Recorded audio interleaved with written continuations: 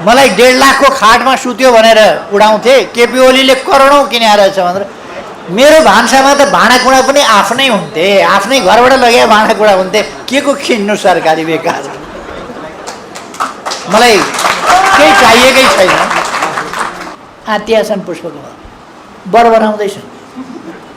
एकजना डाक्टरले बाइपोलर भन्नुभएको छ, बाइपोलर गडबडी अरे, त्यो एउटा पोलर मात्रै होइन कि बाइपोलर। अर्को नेताले मनको कुरो बोल्दै जाँदा एक दिन फुत्त फुस्काए, हामीलाई त एउटा वडा जित्न पनि पो गाह्रो पर्छ है, क्या हो देशभरिमा भनेर।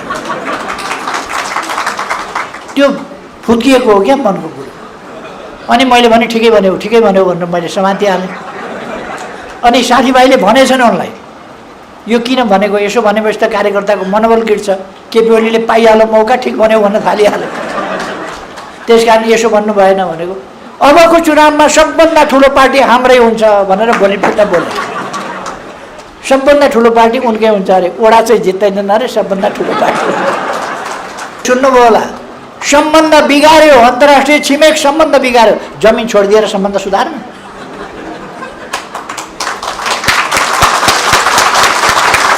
हामीले हाम्रो जमिनको दावा गरेर नक्सा निकाल्दा सम्बन्ध बिगार्यो भन्नेहरू लेन्डुक दोर्जे मेन्टालिटीका मान्छे हो। तुइन काटेर जयसिंह धामीलाई महाकालीमा बगाउँदा चुइक। अनि त्यहाँ यो एमाले विरोधी भनेको वास्तवमा देश विरोधी हो, राष्ट्रियता विरोधी हो। किनभने किन एमाले सरकार ढाल्नु पर्यो? कुन दिनदेखि नढाली नहुने कसम किन खानु पर्यो यिनीहरूले भने जब लिम्पिया दुराली पुले कालापानी सामेल गरेर नक्सा छापियो, यिनको मन चाहिँ नि, यिनको छाती मुटु मात्रै होइन, सिन्नै छाती, कलेजो फोक्सो सबै हुरहुर जल्यो। तपाईँहरूले हामीले डिजाइन गरेर, हामीले सुरु गरेर, हामीले शिलान्यास गरेर, हामीले उद्घाटन गरेर महाधिवेशन पनि खासै खाटी उद्घाटन त महाधिवेशन गरेर गऱ्यौँ नि हामीले। महाधिवेशनको अघिल्लो दिनसम्म के भन्दै थिए, हल बनेकै छैन त्यत्तिकै उद्घाटन गर्ने भनेर। नबनिकन त्रिपाल टाँगेर गऱ्यौँ हामीले महाधिवेशन।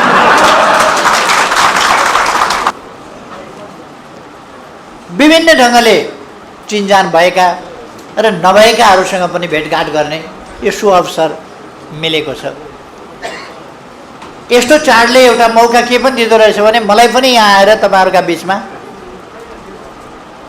यस चाडको शुभकामना आदान प्रदान गर्ने र तपाईँहरूले जिल्लामा जुन एकता कायम गर्नुभएको छ।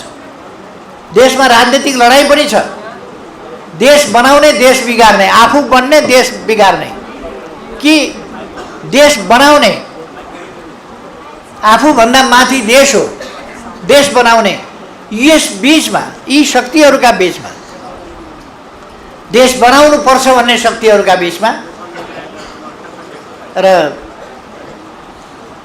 देश होइन आफू बन्नुपर्छ भन्ने शक्तिहरूका बीचमा लडाइँ छ। मैले एकजना उच्च पदस्थ कर्मचारी भेटेको थिएँ।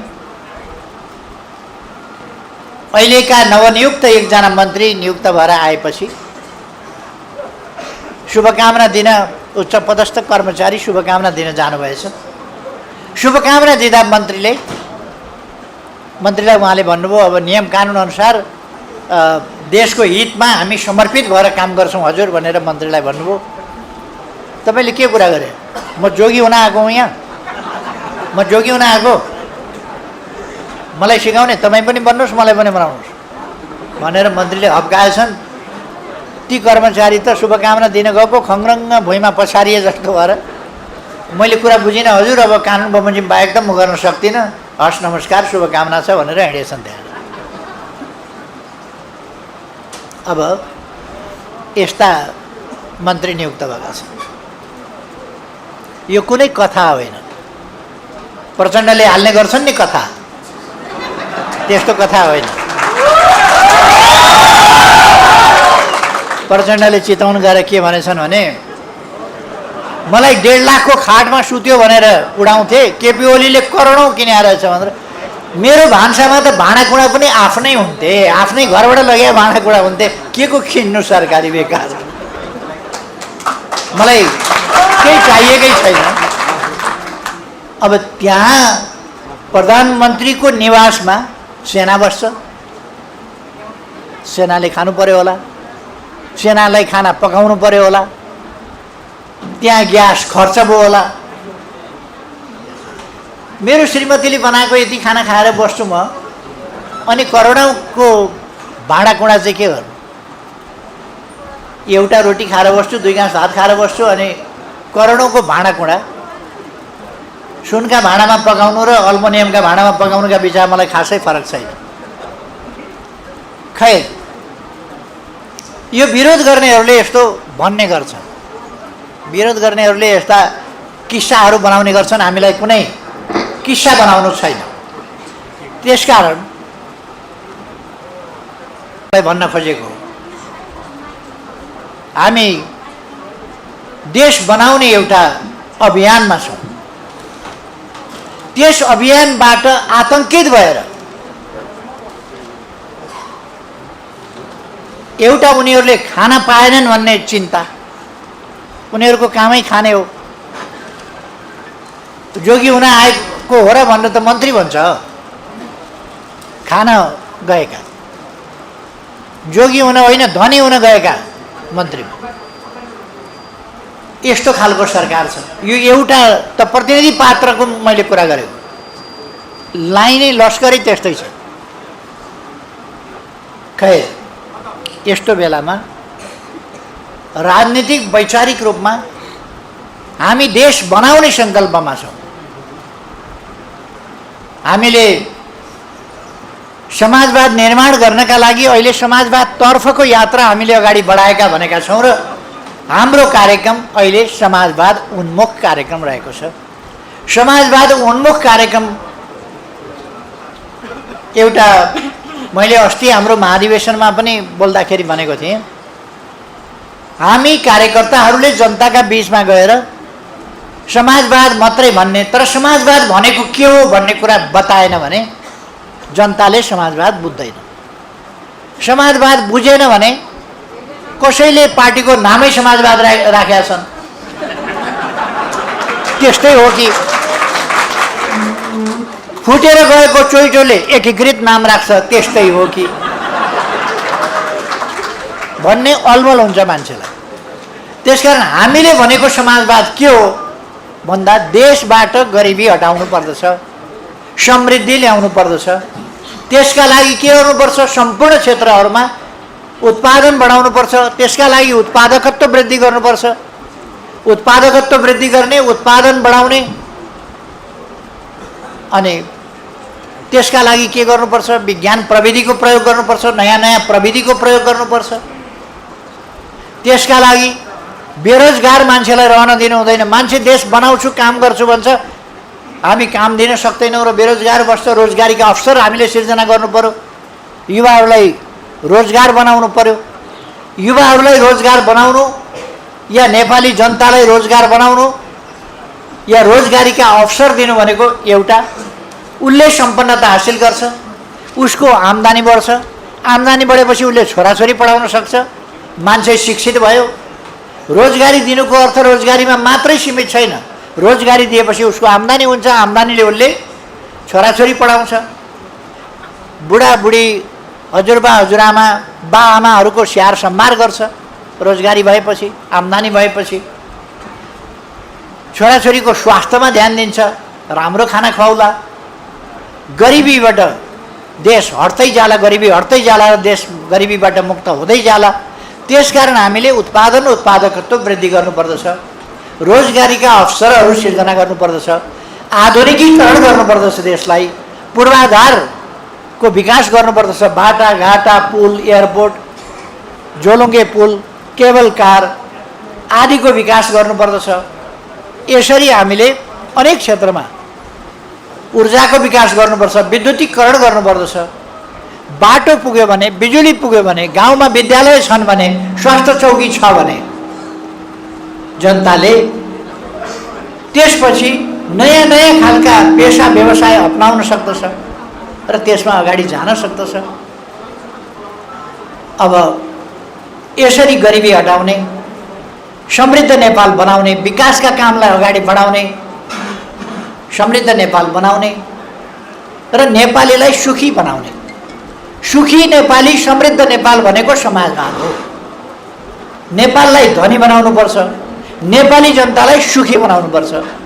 सुखी बनाउनका लागि खान पाउनु पर्यो, लाउन पाउनु पर्यो, बस्न पाउनु पर्यो, घर चाहियो, घर हुनु पर्यो, छोराछोरी पढाउन पाउनु पर्यो, बिमारी हुँदा उपचार पाउनु पर्यो र आधुनिक सुविधाहरू जो उपलब्ध छ ती प्रयोग गर्न सक्ने हैसियत हुनु पर्यो।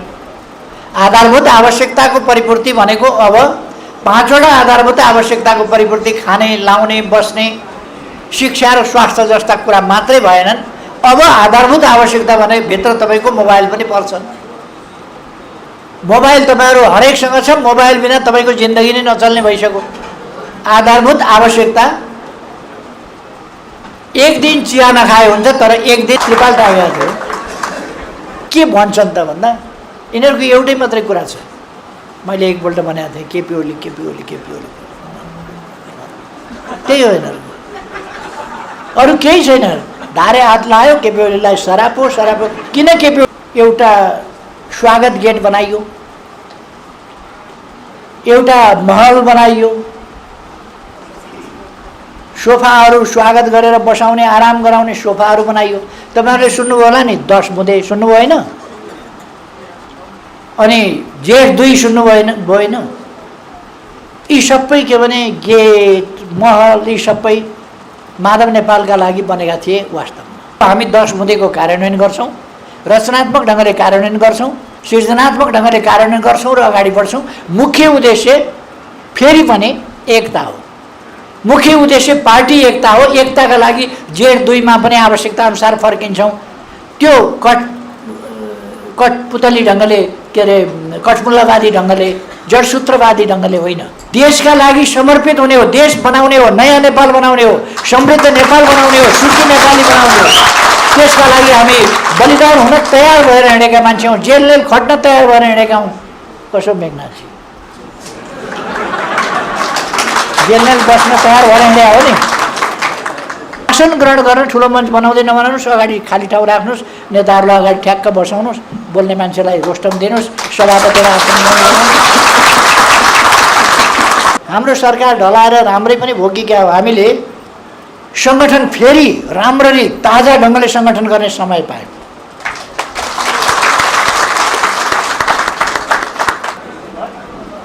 त्यसै गरी छठ आदि पर्वको चाडहरूको सन्दर्भमा म यहाँहरू सबैमा र यहाँहरू मार्फत सिन्धुपाल्चोकवासी सम्पूर्ण दाजुभाइ दिदीबहिनीहरूमा हार्दिक शुभकामना भन्न चाहन्छु। सबैमा सुस्वास्थ्य, सुख समृद्धि र सफलताको हार्दिक कामना गर्न चाहन्छु। हाम्रा चाडबाडहरूको महत्त्व के छ भन्ने कुरा यस भेटघाटले देखाएको छ, यस शुभकामना आदान प्रदान कार्यक्रमले देखाएको छ। हामी हाम्रा चाडहरूले हामीलाई कसरी नजिक ल्याउँछन्, कसरी एक ठाउँ ल्याउँछन्, त्यो कुरा यसले पनि देखाएको छ। हामी एक ठाउँ जम्मा भएर शुभकामना आदान प्रदान कार्यक्रमहरू गरिरहेका छौँ। अर्थात् हाम्रा चाडहरू निरर्थक ढङ्गले बनेका छैनन्। चाडहरू बन्दा सामाजिक सम्बन्धहरूलाई, सामाजिक प्रबन्धहरूलाई सुव्यवस्थित गर्ने उद्देश्यका साथ त्यस प्रयोजनका लागि प्रचलनमा आएका हुन् र सामाजिक सुप्रबन्धसँग, सुसम्बन्धसँग, सुव्यवस्थासँग र सँगसँगै सधैँ मानिस कति हैरानी, दुःख, कठिनाई झेलिरहेको हुन्छ, त्यसमा मात्रै कति अल्झिने, कहिले कहिले रमाइलो गरौँ, एक ठाउँ बसौँ, भावनाहरू साटौँ। त्यसै कारण तिहार जस्ता पर्वहरूमा त बत्ती बाल्ने, विभिन्न पशुपन्छीहरूको पूजा गर्ने, लक्ष्मी पूजा गर्ने, गाई पूजा गर्ने, गोरु पूजा गर्ने, काग पूजा गर्ने, कुकुर पूजा गर्ने, अनेक पशुपन्छीहरू पूजा गर्ने, यस्ता खालका कुराहरू पनि यससँग मिसिन्छन्। अर्थात् प्रकृतिसँग, अन्य जीवहरूसँग मानिसहरूको सम्बन्ध, यस्ता कुराहरूलाई पनि यी चाडहरूले देखाएका छन्। र दाजुभाइ दिदीबहिनीहरू कति टाढा टाढा, अहिले पो अलिकति बाटाहरू सजिला भए, यातायात पुग्यो, यातायातका साधन चले, माइत जान पनि सजिलो छ, चेली कहाँ जान पनि सजिलो छ। पहिले त धेरै कठिन थियो। कुनै चाडबाड नहुने हो भने, दसैँ तिहार नआउने हो भने, भाइटिका नआउने हो भने, तीज नहुने हो भने सायद माइती र चेलीहरूको सम्बन्ध नै यति टाढा हुने कि जाने मौकै नमिल्ने अवस्था बन्न सक्थ्यो होला।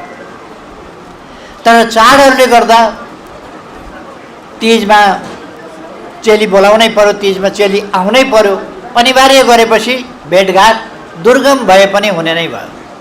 त्यस ढङ्गले हाम्रा चाडहरू चले।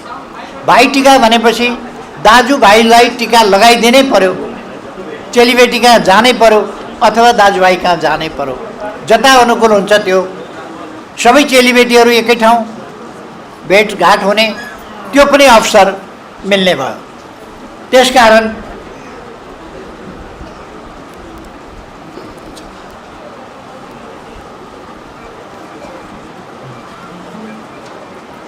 यस्ता चाडहरूको सामाजिक सम्बन्धहरूलाई, नाता सम्बन्धहरूलाई, पारिवारिक सम्बन्धहरूलाई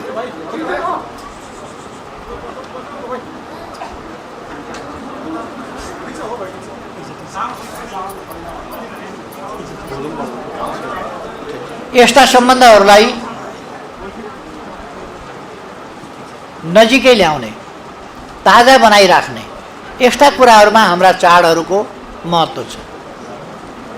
यो मात्रै चाड होइन, यस्ता चाडहरू अनेक चाडको कुनै न कुनै पृष्ठभूमि, अर्थपूर्ण सामाजिक सम्बन्धहरू, सामाजिक सुव्यवस्था यी कुराहरूसँग सम्बन्ध छ। आज यसै सन्दर्भमा हामी तिहारको नजिक पारेर यो भेटघाट कार्यक्रम र शुभकामना आदान प्रदान कार्यक्रम छ शुभकामना आदान प्रदान कार्यक्रमहरू गरिरहेका छौँ। मैले विश्वास लिएको छु यसले आफन्तहरूका बीचमा र राजनीतिक आफन्तहरूका बीचमा पनि, आज यस कार्यक्रमले राजनीतिक आफन्तहरूका बीचमा पनि सुमधुर सम्बन्ध बनाउन, जिल्लाका विभिन्न कुनाबाट आएर काठमाडौँका विभिन्न ठाउँमा विभिन्न पेसा व्यवसाय अँगालेर बसेका साथीहरूलाई एक ठाउँमा ल्याउन, फेरि परिचित गराउन। कोहीसँगै पढेका साथी होलान्, कोहीसँगै जागिर खाएका साथी होलान्, कोहीसँगै हिजो गोठालो गरेका साथीहरू होलान्, कोही अर्म पर्म ऐँचो पैँचो गरेका साथीहरू होलान्। 396वटा अस्पताल एकैचोटि शिलान्यास। बत बत बत बत बोलेर यो त के गर्न आँट्यो एमाले? रानी पोखरी बनाएको बनाइ छ, दरबार हाई स्कुल बनेको बनाइ छ, यसा बसन्तपुर बनेको बनाइ छ, उता पाटन बनेको बनाइ छ, यता धरहरा उठेको उठै छ, उता आर्मी हेडक्वार्टर त्यत्रो बनेको छ, यता एउटा विश्वविद्यालय सुरु गरेको छ, उता रङ्गशाला, उता सभा हल। यसपल्ट हामीले महाधिवेशन गऱ्यौँ, हामीले डिजाइन गरेर, हामीले सुरु गरेर, हामीले शिलान्यास गरेर, हामीले उद्घाटन गरेर महाधिवेशन पनि खासै खाटी उद्घाटन त महाधिवेशन गरेर गऱ्यौँ नि हामीले। महाधिवेशनको अघिल्लो दिनसम्म के भन्दै थिए? हल बनेकै छैन, त्यत्तिकै उद्घाटन गर्ने भन्नु। नबनिकन त्रिपाल टाँगेर गऱ्यौँ हामीले महाधिवेशन। त्रिपाल टाँगेको थियो अनि रातारात के जादु गरेर हामीले निकाल्यौँ, स्वस्थानी व्रत कथामा जस्तो। त्यसकारण यो हाम्रो विकासको अभियान देखेर हाम्रा विरोधीहरू आत्या छ। यो एमाले विरोधी जुन, यो एमाले विरोधी भनेको वास्तवमा देश विरोधी हो, राष्ट्रियता विरोधी हो। किनभने किन एमाले सरकार ढाल्नु पर्यो? कुन दिनदेखि नढाली नहुने कसम किन खानु पर्यो यिनीहरूले भने जब लिम्पिया दुराली पुले कालापानी सामेल गरेर नक्सा छापियो, यिनको मन चाहिँ नि, यिनको छाती मुटु मात्रै होइन, सिङ्गै छाती, कलेजो फोक्सो सबै हुरहुर चल्यो। तपाईँहरूले सुन्नुभयो होला, सम्बन्ध बिगार्यो, अन्तर्राष्ट्रिय छिमेक सम्बन्ध बिगार्यो, जमिन छोडिदिएर सम्बन्ध सुधार्नु।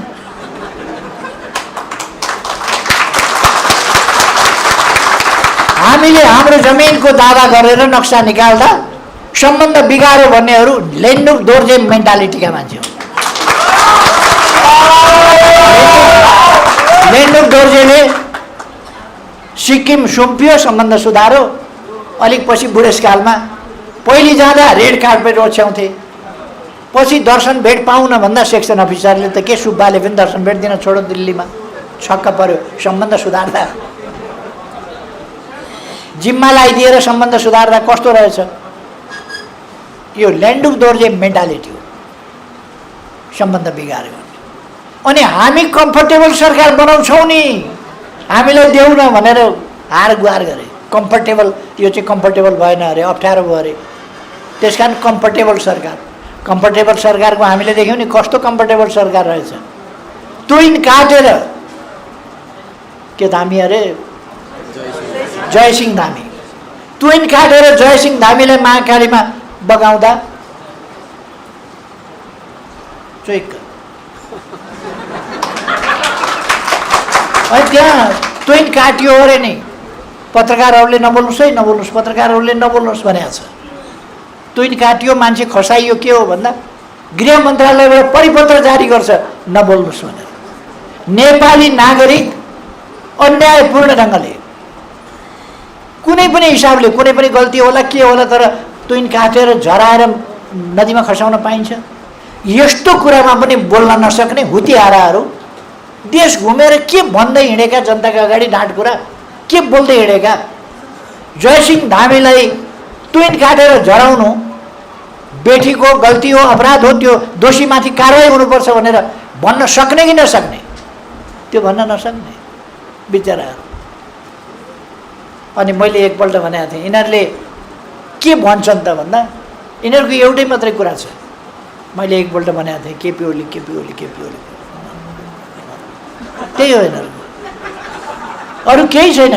धारे हात लायो, केपी ओलीलाई सरापो सरापो। किन केपी ओलीलाई सरापेको भन्दा केपी ओलीले एमालेको मनोबल उठाउने काम गर्छ, जनताको मनोबल उठाउने काम गर्छ, विकासका सपना देखाउने काम गर्छ, त्यो सपनाको बाटोमा हिँडाउने काम गर्छ। त्यसकारण म अस्पताल गएँ भनेपछि यिनीहरूको चेहरा उज्या,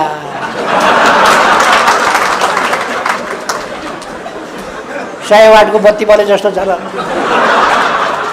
अस्पतालबाट त डिस्चार्ज भयो अरे भने झ्याप्प बत्ती त। यिनीहरूको राजनीति त्यति हो। एमाले कसरी सिध्याउन सकिन्छ, कसरी कमजोर पार्न सकिन्छ, त्यही हो यिनीहरूको राजनीति। गाली गर्दिनँ, एक त यो शुभकामना आदान प्रदान, त्यसमा गर्नै भएन गाली, कुनै गाली गर्दिनँ। यिनीहरूको मतिको मात्रै कुरो गरेको, विनिश्चित दुःख पाएका छन् भनेर चिन्ता मात्रै लाग्यो। यिनीहरू किन कुद्या? तपाईँहरूले एउटा उत्साहको वातावरण ल्याउनु भएको छ। सिन्धुपाल्चोक एक छ।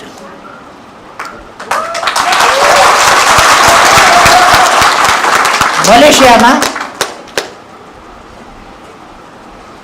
यहाँ हामी जय नेपाल भन्छौँ, नमस्कार भन्छौँ, के भन्छौँ नि, त्यहाँ अभिवादन गर्दाखेरि एक मलेसिया भन्छ। उनीहरूको अभिवादन गर्दा एक मलेसिया। मलेसिया दुईटा छैनन्, फुट छैन, मलेसिया एक छ। उनीहरूको अभिवादन गर्दा नमस्कार नभनेर एक मलेसिया। त्यस्तै हाम्रो अभिवादनै जस्तो भएको छ, एक एमाले, एक ताबद्ध एमाले। अलिक दिनसम्म माधव नेपालले एमालेका दुई चारवटा प्वाख टाँसेर आफूलाई एमाले भने भित्तामा देख्नुभयो होला नि तपाईँले। माधव नेपालले गरेका भेलाहरू नेकपा एमालेको राष्ट्रिय भेला भन्छन्, नेकपा एमालेको कुनै के भेला भन्छन्, एमालेको के भेला। एमालेकै नाउँमा मान्छे अल्मल्याउन सकिन्छ कि भनेर त्यो कलाकारहरूले एउटा गीत गाए नि, साई पनि एमाले मै पनि एमाले। त्यस्तै गरेर त्यो गीत त एमाले सबै हौँ भन्नका लागि गरेका थियो। उनले चाहिँ झुक्क्याउनका लागि मै पनि एमाले भने। एमाले रहेछन् कि के रहेछन् अहिले देखिएन। उनलाई उनका लागि एउटा स्वागत गेट बनाइयो, एउटा महल बनाइयो, सोफाहरू स्वागत गरेर बसाउने आराम गराउने सोफाहरू बनाइयो। तपाईहरुले सुन्नुभयो होला नि 10 बुँदे सुन्नुभयो हैन? अनि जेठ 2 सुन्नुभयो भएन? यी सबै के भने गेट महल यी सबै माधव नेपालका लागि बनेका थिए। वास्तवमा माधव नेपाललाई जान नदिन आउनका लागि गेट बनाएपछि फर्किन्छन् कि? फर्किने ठाउँ चाहियो भन्छन्। ल नि त ठाउँ 10 बुँदे जेठ 2 के सबै गर्यौं हामीले। गरिसकेपछि उनले मान्दैन भने हामीले भन्यौं, उनले नमाने केही छैन। हाम्रो मात्रै सम्पत्ति हो यो। अब उनको र हाम्रो बीचको कुरा होइन, उनको र हाम्रो बीचको सिद्धि हो। हाम्रो मात्रै सम्पत्ति हो यो, हाम्रो मात्रै प्रतिबद्धता हो। हामी 10 बुँदेको कार्यान्वयन गर्छौं, रचनात्मक ढंगले कार्यान्वयन गर्छौं, सृजनात्मक ढंगले कार्यान्वयन गर्छौं र अगाडि बढ्छौं। मुख्य उद्देश्य फेरि पनि एकता हो। मुख्य उद्देश्य पार्टी एकता हो। एकताका लागि जेठ 2 मा पनि आवश्यकता अनुसार फर्किन्छौं। त्यो कठपुतली ढंगले के अरे कठमुल्लावादी ढंगले जडसूत्रवादी ढंगले होइन, रचनात्मक ढंगले। कहीँ पर्छ जरुरी छ फर्किन्छौं, जरुरी छैन फर्किदैनौं। मुख्य कुरा के हो हाम्रो भने कमरेडहरूले पनि यो राम्ररी बुझ्नुभयो हुन्छ। मुख्य कुरा चाहिँ पार्टी एकता हो। यो सबै हामीले किन गर्नु परेको? पार्टी एकताका लागि। पार्टी एकता मुख्य कुरा। पार्टी एकताका लागि जे गर्नुपर्छ गर्ने, एकता मुख्य कुरा हो भनेर गर्ने, त्यो बुझेर गर्ने। जेठ 2 जस्ताको तस्तै जेठ 2 त्यस यता पार्टी एकीकरण भयो। माओवादी केन्द्रका साथीहरू अहिले पुष्पकमल दाहाल आफ्नो गुट लिएर अलग भए पार्टीबाट। एकीकृत पार्टी छँदैछ। माओवादी कार्यकर्ता हिजो जो माओवादी केन्द्रबाट एकीकृत हुनुभएको थियो उहाँहरू हामीसँग हुँदै हुनुहुन्छ। कतिपयलाई लिएर गएका थिए पुष्पकमलले, फेरि अहिले हामी फर्काउँदैछौँ। आत्या छन् पुष्पकमल, बर बनाउँदैछन्। एकजना डाक्टरले बाइपोलर भन्नुभएको छ। बाइपोलर गडबडी अरे, त्यो एउटा पोलर मात्रै होइन कि बाइपोलर। त्यो यसो भइरहन्छ क्या, त्यो बाइपोलर गडबडी। कहिले यता कहिले यता कहिले यता कहिले यता, यताको पल्टा भारी हो कि सन्चो हो कि बिसन्चो हो कि सन्चो हो कि बिसन्चो, त्यो बाइपोलर। मैले भने होइन त्यो, म डाक्टर पनि होइन, तर डाक्टरले भनेको बाइपोलर। त्यो के हो बाइपोलर त्यो डाक्टरले जान्नुहुन्छ कि प्रचण्डले जान्नुहुन्छ मलाई थाहा छैन। तर उहाँलाई त्यस्तो किन भइरहेछ? खैर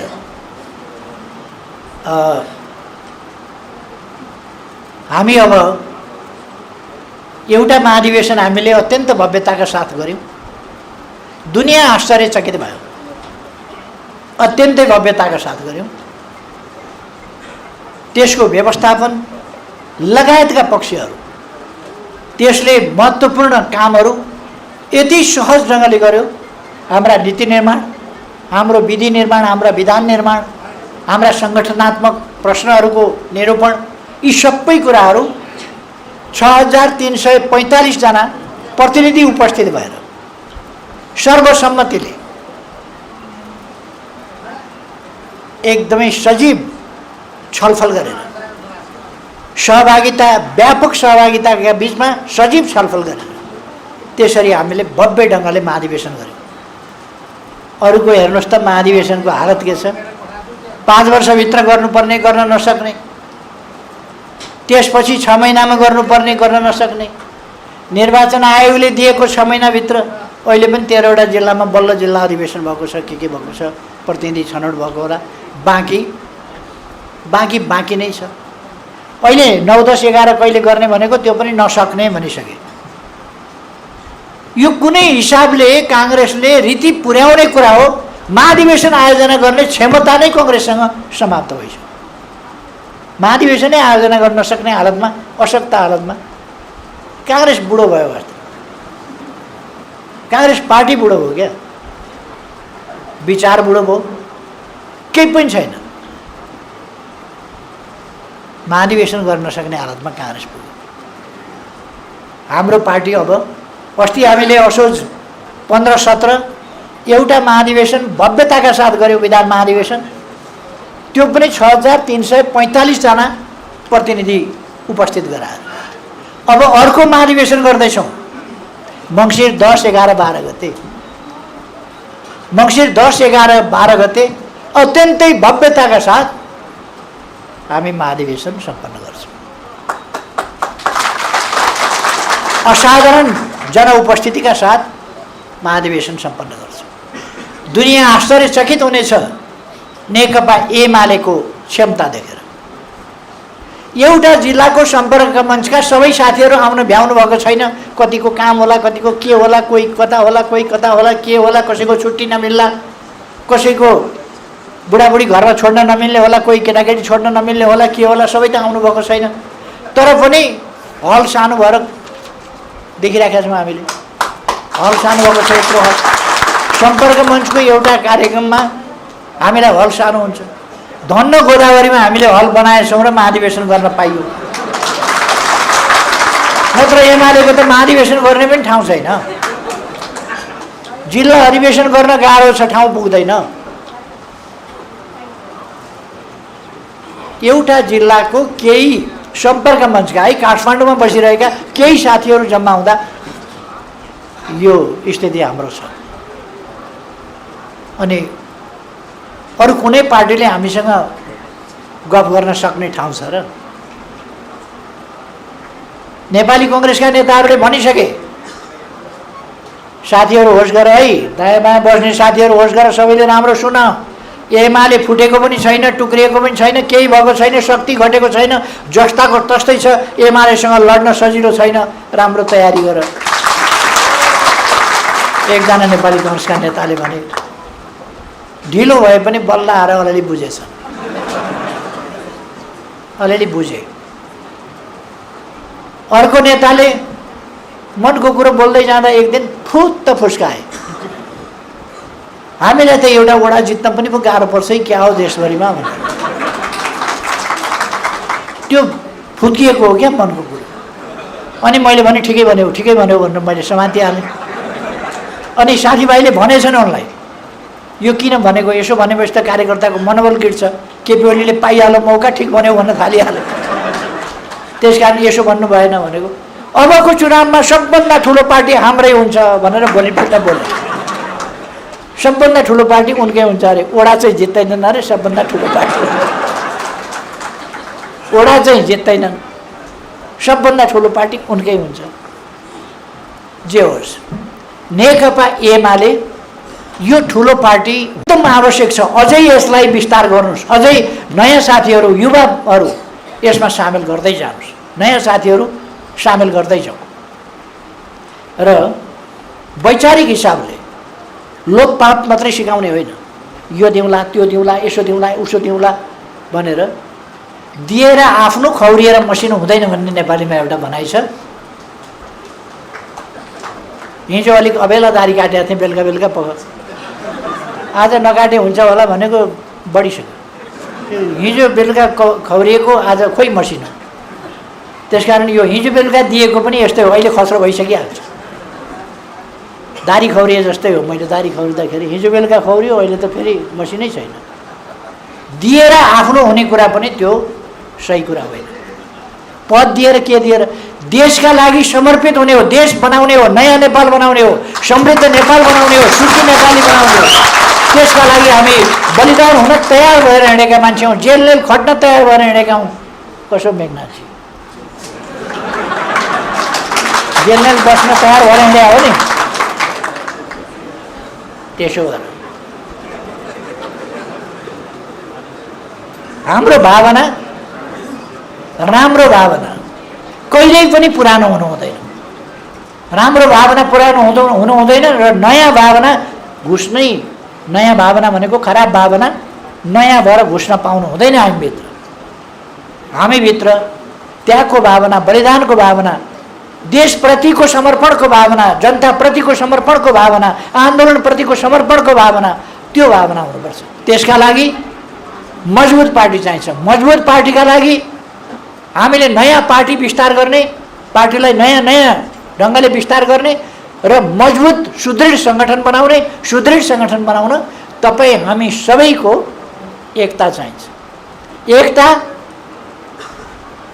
एक पाइको हिसाब गरेर होइन, समझदारीबाट हुन्छ। यहाँ यसो भयो उसो भयो यसो भएन मलाई चाहिँ यसो भएन, यो पुगेन, यस्तो गर्न थालियो भने एकता हुँदैन। अलिक समझदारी राखेर चलियो भने अहिले ठिकै छ। साथी छानियो भने अर्कोपल्ट हामी छान्यौँला, काम गर्दै जाउँ, देशका लागि काम गर्ने हो भन्ने हिसाबले हामी गयौँ भने एउटा लफडा हाम्रोमा छ। म साथीहरूलाई भन्न चाहन्छु, आसन ग्रहणको समस्या छ। आसन ग्रहणको के समस्या छ भने पदमा भयो भने जसो भयो भने आसन ग्रहण गर्न पाइन्छ, पदमा भएन भने तल बस्नुपर्छ। फलानु आसन ग्रहण गरेर माथि बस्ने, म तल बस्ने कसरी हुन्छ भन्ने एउटा ठुलो मनोग्रन्थि छ। त्यसकारण ठुला मञ्च बनाउने, नाचगान छ भने ठुला मञ्च बनाउनुहोस्। नाचगान गर्न कलाकारले नाच्नु पऱ्यो नि। आसन ग्रहण गर्न ठुलो मञ्च बनाउँदै नबनाउनुहोस्, अगाडि खाली ठाउँ राख्नुहोस्, नेताहरूलाई अगाडि ठ्याक्क बसाउनुहोस्, बोल्ने मान्छेलाई रोस्टम दिनुहोस्, सभापतिलाई आसन ग्रहण सभापति आसन ग्रहण गर्छ, यो टन्टा खलास हुन्छ क्या। यो आसन ग्रहण गराउन छोड्नुभयो भने मलाई पनि पद चाहियो, अरूलाई आसन ग्रहण गराउँदा पछाडि कुनामा बसेर हेर्नुपर्छ भन्ने जुन मनोविज्ञान छ त्यो आसन ग्रहण गराउन छोड्नुहोस् त। एकपल्ट कस्तो हुन्छ, सिन्धुपाल्चोकले सुरु गरे हुन्छ, आसन ग्रहण गराउन छोड्नु। त्यो ग्रुपै सभापति राखिदिने, मञ्चमा सञ्चालन गर्ने सञ्चालन गर्छ, अरू सबै साथीहरू तल बस्दाखेरि के तह घट्छ, पद घट्छ, ओदा घट्छ, केही घट्छ।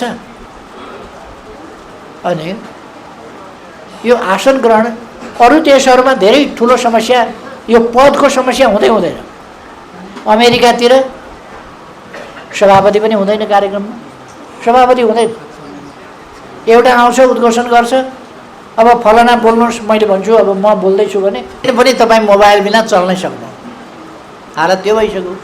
भनेको आधुनिक सुविधाहरू, आजका उपलब्ध सुविधाहरू पनि तपाईँलाई चाहियो।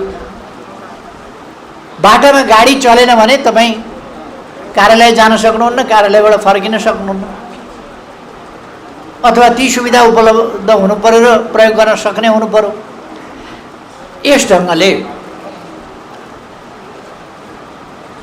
गरिबी अभाव हुनु भएन, अभावभन्दा माथि उठ्नु पर्यो जिन्दगी, अधिकार सम्पन्न हुनु पर्यो जिन्दगी।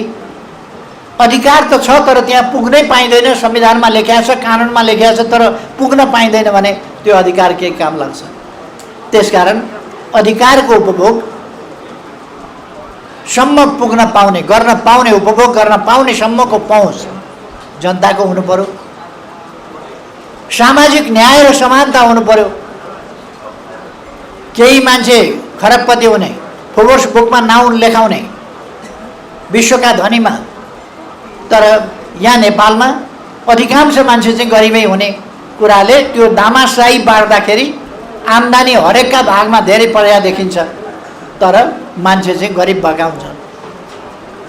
त्यसकारण हामीले खोजेको त्यस्तो होइन। सामाजिक न्याय र समानता, कोही पनि गरिब हुनु भएन, कोही पनि पछाडि पर्नु भएन, कसैको पनि जिन्दगी अभावग्रस्त हुनु भएन, कोही पनि पढ्न लेख्न नपाएको हुनु भएन, कोही पनि छोराछोरी पढाउन लेखाउन नपाएको नसक्ने हुनु भएन, कसैले पनि बिमारी हुँदाखेरि आवश्यक उपचार प्राप्त गर्न नसक्ने स्थिति हुनु भएन। सामाजिक न्याय र समानता, अधिकारमा, अवसरमा, सबै कुरामा सामाजिक न्याय चाहियो र राष्ट्रका उपलब्धिहरू, ती उपलब्धिहरूमा समानता चाहियो। त्यसर्थ ती उपलब्धिहरू सहितको समानता। अन्य अरू अनेक प्रकारका असमानताहरू छन्। असमानता अलिक सामान्य कुरा हो, तर भेदभाव नेपाली समाजमा छ। त्यो भेदभाव अन्त्य हुनु पर्यो, पक्षपात अन्त्य हुनु पर्यो। सबै भेदभाव रहित जिन्दगी सबैले बाँच्न पाउनु पर्यो। पछाडि परेको समुदाय पनि अगाडि बढ्न पाउनु पर्यो, बढेको हुनु पर्यो। राज्यमा, जनप्रतिनिधित्वमा, नीति निर्माणमा, अनेक कुरामा सबैको पहुँच र हिस्सेदारी आफ्नो रुचि र क्षमता अनुसारको पहुँच र हिस्सेदारी हुनु पर्यो। सामाजिक न्याय र समानता त्यसरी हरेक क्षेत्रमा प्राप्त गर्नु पर्यो।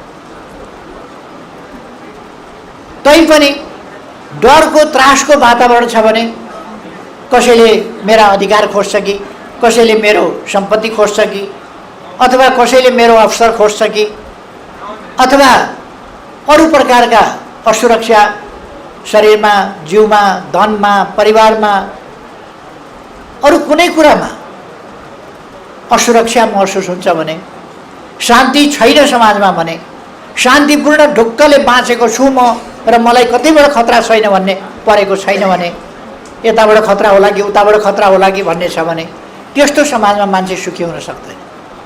त्यसकारण समाजमा शान्ति चाहिन्छ, सुव्यवस्था चाहिन्छ।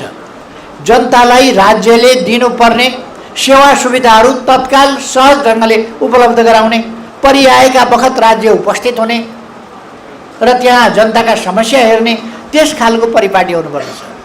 जनताका काम तत्काल राज्यले गर्नुपर्ने जनताका काम, जनतालाई पुर्याउनु पर्ने सेवा सुविधा पुर्याउने खालको प्रशासन, त्यो कुरा हुनुपर्दछ। जनताको सेवा गर्ने, देशप्रति वफादार, देशप्रति इमान भएको त्यस्तो सरकार हुनुपर्दछ र त्यसरी जनताका हित र देशका हितमा काम गर्ने सरकार हुनुपर्दछ। र सुरक्षित जीवन, भयरहित जीवन, त्रासरहित जीवन त्यो बाँच्न पाउने अधिकार र सम्मानयुक्त जीवन, कसैलाई अपमान गर्न नपाओस्, कसैबाट अपमान भोग्न नपरोस्, अपमानित हुन नपरोस्, त्यस्तो समाज। यही समाज हो समृद्ध नेपाल, सुखी नेपाली भनेको। त्यही समाजलाई भन्छन् समाजवाद। समाजवाद हामीले भनेको समाजवाद के हो? कोही तर्सिन्छन्, कोही आत्तिन्छन्, कोही समाजवाद भनेर पार्टीको नाम राख्छन् र समाजवाद सिद्ध्याउनका लागि लाग्छन्। समाजवाद बनाउन लाग्यो पार्टीले, यो पार्टीले नेतृत्व गरेर समाजवाद हुने भयो भनेपछि त्यो पार्टीलाई समाप्त पार्नका लागि कोसिस गर्छ। अहिले बिचरा माधव नेपाल कुदेको देख्दा माया लाग्छ। किन कुद्या होला?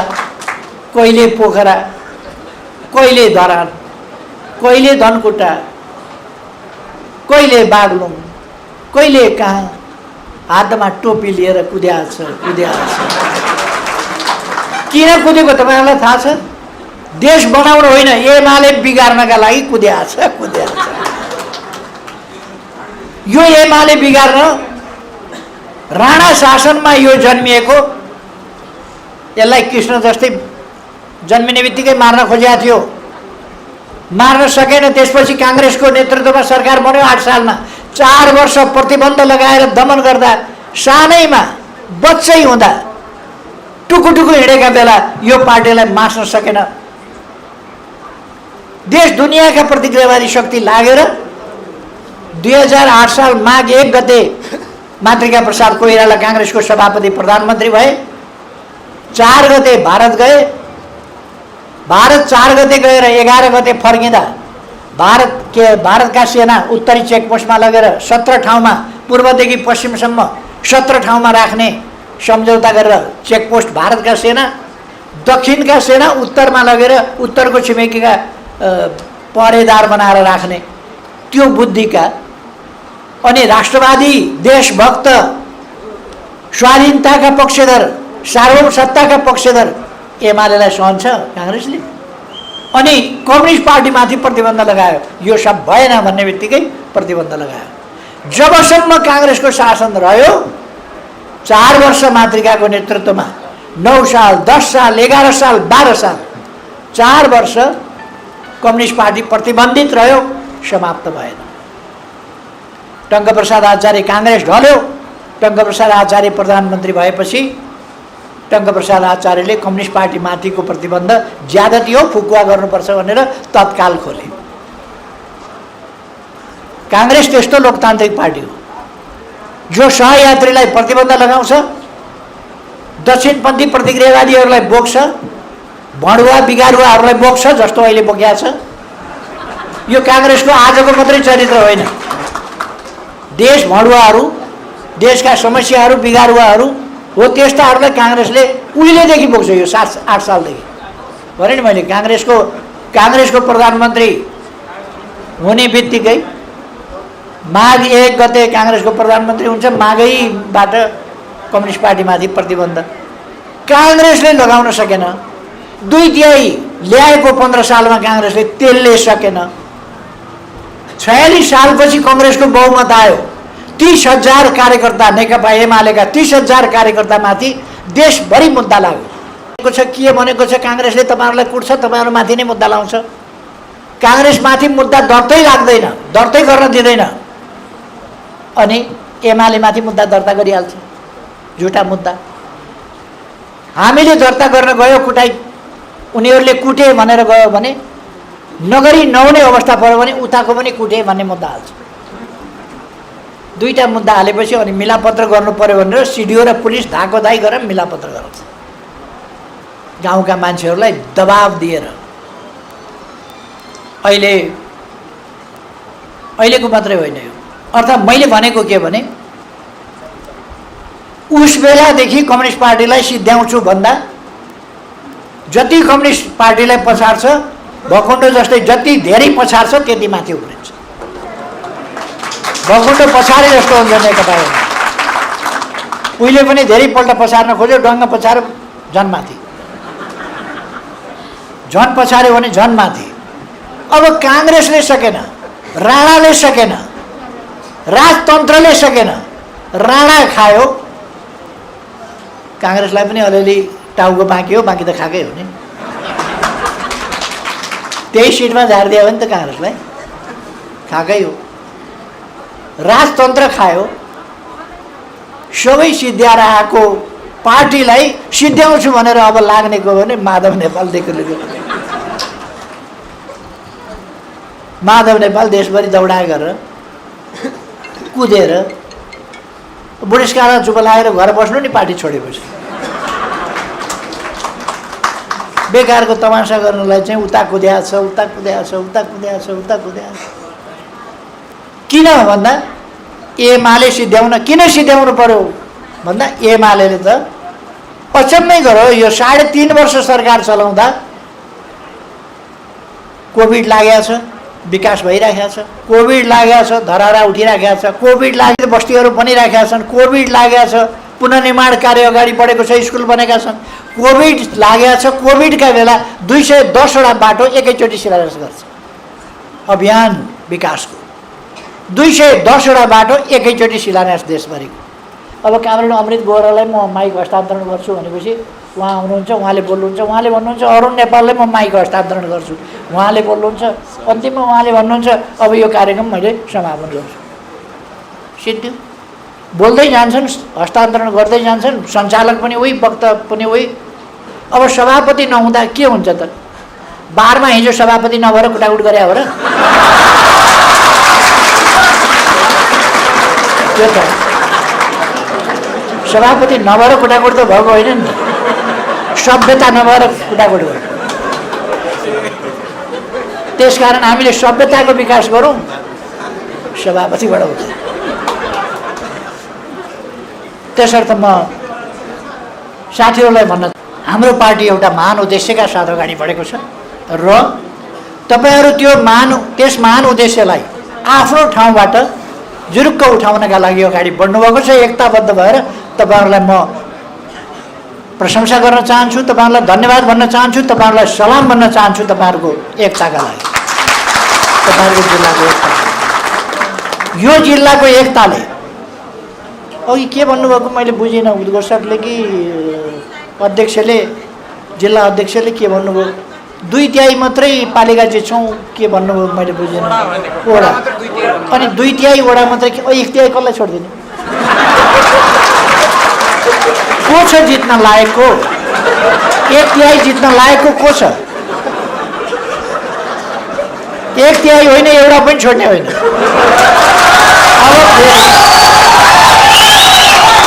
अब फेरि सिन्धुपाल्चोकबाट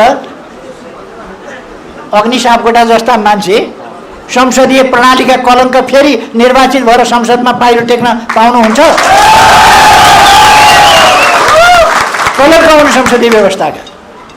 संसदको सभामुखको गरिमाको त कुरै छोड, कुनै मर्यादा छैन।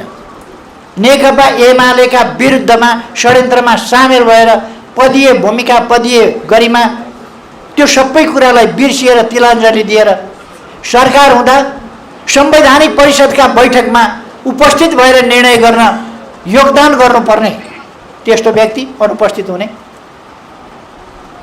पार्टीको निर्देशनमा अनुपस्थित हुने, पदीय कर्तव्य पालना नगर्ने संवैधानिक परिषदको सदस्यको उपस्थित हुनुपर्छ र उसले आफ्नो निर्णयमा सहभागिता जनाउनुपर्छ र उसले आफ्नो योगदान गर्नुपर्छ।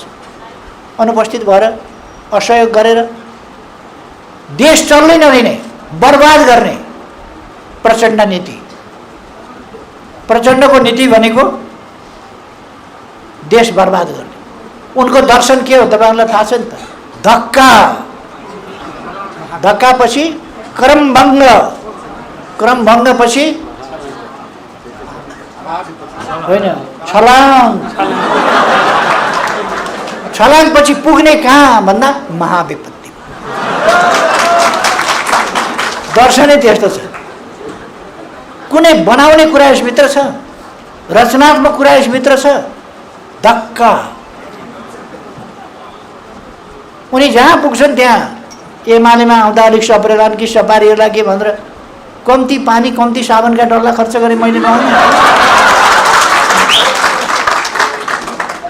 बिहानै बोलाउँछु, 1 ड्राम पानी लिएर चाहिँ साबुन लगाएर फेरि नुहाउँछु, फेरि बेलुका बोलाउँछु। जस्ता तस्तै यहाँ पनि धक्का, क्रमभङ्ग।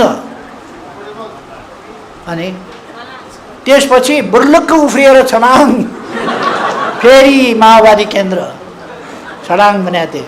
अब त्यसपछि आउँदैछ महाविपत्ति चाहिँ, त्यो चुनावमा आउँछ महाविपत्ति। त्यसकारण म साथीहरूलाई आग्रह गर्न चाहन्छु, सिन्धुपाल्चोकले यसपल्ट धेरै चाहिँदैन। संसदीय निर्वाचन क्षेत्रबाट 2टा सांसद,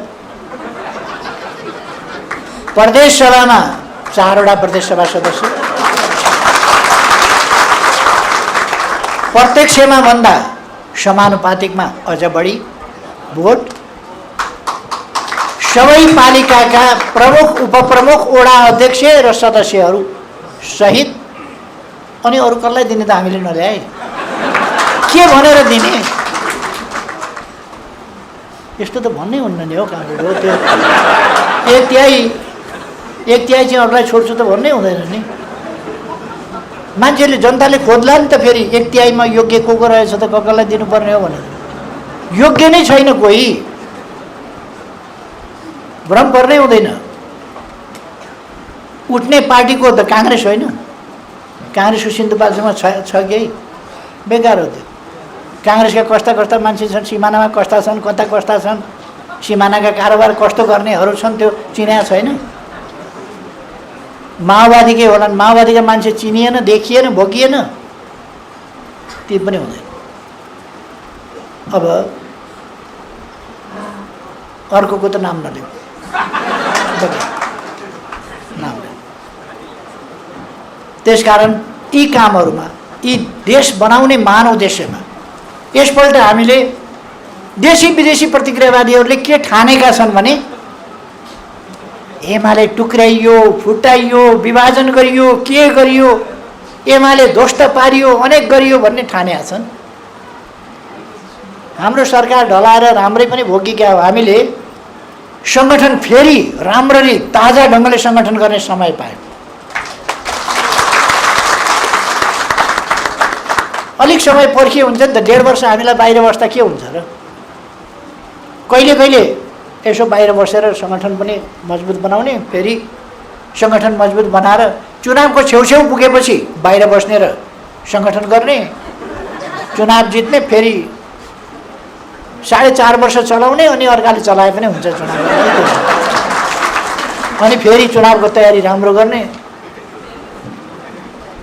प्रचण्डले आफैलाई धक्का दिएर छलाङ गनाउँछन्, हामी अरूलाई धक्का दिएर छलाङमा पठाइदिन्छौँ। त्यो भिन्नता हो। यो एकताको भावनाका साथ जिल्लालाई एकताबद्ध ढङ्गले प्रस्तुत गर्नुहोस्। को उम्मेदवार हुन्छ छोडिदिनुहोस्, जोसुकै उम्मेदवार हुन्छ एमाले हुन्छ। अब एमालेमा एमालेको सूर्य चिन्ह लिएर काङ्ग्रेसका पछाडि लुरु लुरु गएर रुखमा भोट हाल्ने मान्छे अब एमालेभित्र छैन। त्यस्तो पनि हामीले देख्यौँ। तर म कमरेडहरूलाई भन्न चाहन्छु अब त्यस्तो छैन। एमालेको सूर्य चिन्हबाट लड्ने, एमालेका कार्यकर्ताका जुत्ता फटाएर लड्ने, पसिना बगाएर लड्ने, कतिपय ठाउँमा भोकै नाङ्गै हिँडेका छन्, कतिपय ठाउँमा कुटाइ खानु परेको छ, भिडन्त हुनु परेको छ, घाइते हुनु परेको छ। त्यसरी कार्यकर्ताले जिताएर पठाउने माथि गइसकेपछि कता जान्छन् माधव नेपालहरू भनेर यसो हेरे कता गए भनेको त पछाडि बस्या, पछाडि बसेर लुसुक्क पछाडि माथि उताको ढोकाबाट लुसुक्क गएर चाहिँ रुखमा भोट हालेर लाज शरम छैन। फेरि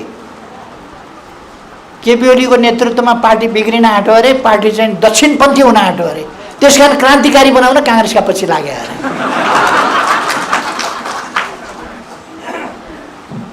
यो परिभाषाबाट पार्टी मुक्त छ, पार्टी माथि उठेको छ, पार्टी एकताबद्ध भएको छ।